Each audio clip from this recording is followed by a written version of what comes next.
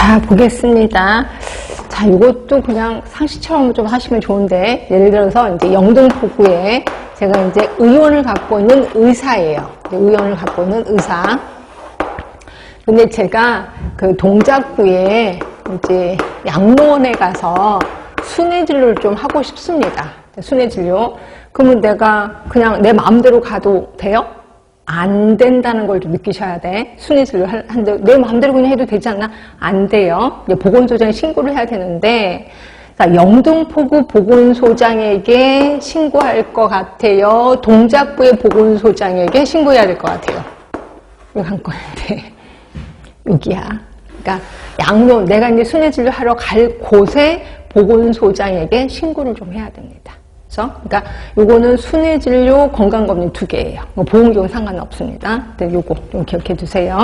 요게 23조에 있어요. 23조를 보시면, 자, 지역 주민 다수를 대상으로 건강검진, 순회진료 등 주민의 건강에 영향을 미치는 행위를 하려는 경우 그 지역을 관할하는, 그러니까 제가 양로원에 갔어. 그럼 그 양로원이 있는 그 지역을 관할하는 보건소장에게 신고해야 된다는 거죠. 그래서 이것도 상식처럼 좀 알고 계시는 게 좋을 것 같고요. 그럼 24, 25조 그냥 읽어보시고 저는 31조 들어갈게요. 이거는 의료법에 대한 특례인데 요거 은근히 좀 많이 들썩들썩합니다. 국시에도 그렇고. 이거 좀 알고 계시는 게 좋은데, 혹시 아까 병원의 요건을 갖춘 보건소가 보건의료원이라고 했잖아요. 그래서 보건의료원은 뭐랑 동급으로 보냐면 병원과 동급으로 보고 있습니다.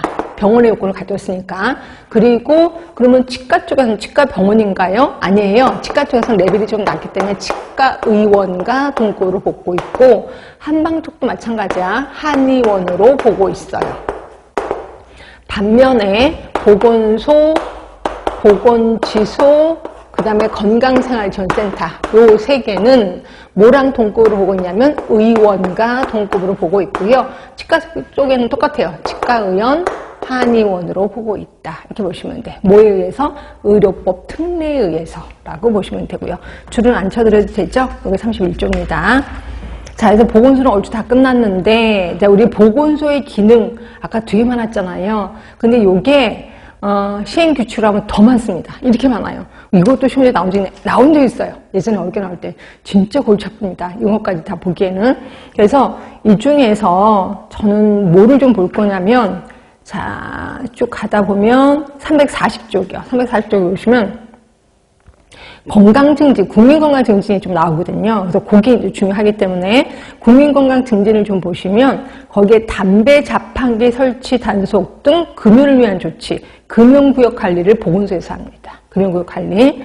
그 다음에 구강보건을 좀 보시면요. 이게 이제 국시에서 또 한 번 나온 적이 있었는데, 구강건강에 관한 교육사업, 수돗물에 대한 불소화 사업, 그 다음에 충치 예방을 위한 치아 혼명기 사업, 불소용액 양치 사업. 그래서 혹시 학교 다니셨을 때 불소용액 양치 했었던 거 기억나세요? 초등학교에서? 모르세요? 근데 그 초등학교에 불소용액을 갖다 주는 데가 보건소라고 생각하시면 돼요. 요거 때문에 그렇습니다. 하여튼 이런 것들을 좀 하고 있는 거고요. 그 다음에 또 뭐를 볼 거냐면, 이제 그 341쪽에 가시면 맨 밑에 모성과 영유아의 건강유지 증진도 있거든요. 여기 보시면 임산부 신고 접수 보고 모자보건 수첩 발급을 우리 보건소에서 하고 있습니다. 그래서 모자보건 수첩이 애가 한 명이 만약 신고됐어, 애기 출생이 바로 모자보건 수첩이 하나가 태어난다, 이렇게 보시면 될 것 같아요. 미수가 등에 대해서 등록카드 작성하고 여러 가지 좀 해주고 있습니다. 그 다음에 뒤로 가시면 여성과 노인, 장애인의 건강유지 증진, 노인에 대한 건강진단 상담 보건교육 하고 있는 거고요. 3번 보세요. 치매검진, 치매관리사업 이거 하고 있습니다. 보건소 엄청 이것도 많이 하고 있거든요. 치매상담센터 설치 운영 이것도 좀 하고 있는 거고요. 그 다음에 정신건강 증진에 대해서는 그거는 뭐 할 것도 그렇고, 하여튼 이 중에서 가로 2번을 좀 보실래요? 정신건강 증진에서 생명 존중에 관한 사항인데, 자살예방센터 및 자살예방 및 긴급전화 설치 운영 요거 좀 관여하고 있습니다. 자살 위험자 조기 발견 이런 것도 좀 하고 있다라고 보시면 되고요. 그 다음에 밥원에 보시면 우리 보건소에 이런 거 있는 건 아실 거예요. 일반 진료, 내과 있는 건 아실 거예요. 치과 진료도 있고 한방 진료도 요새 있습니다. 그리고 희귀 난치성 질환자 의료비 지원 사업, 암 환자 의료비 지원 사업 이런 것들도 좀 하고 있습니다. 그래서 조금 어렵게 나온다면 이쪽 부분이 시험적으로 나올 수도 있습니다. 그러니까 보면 제가 아까 법에 나와 있는 것 내용이 아니라 뭐 희한한 게 있어. 그럼 다 대부분 여기에서 이제 교수님 이제 문제를 좀 뽑으시더라고요. 그렇게 알고 계시면 되고.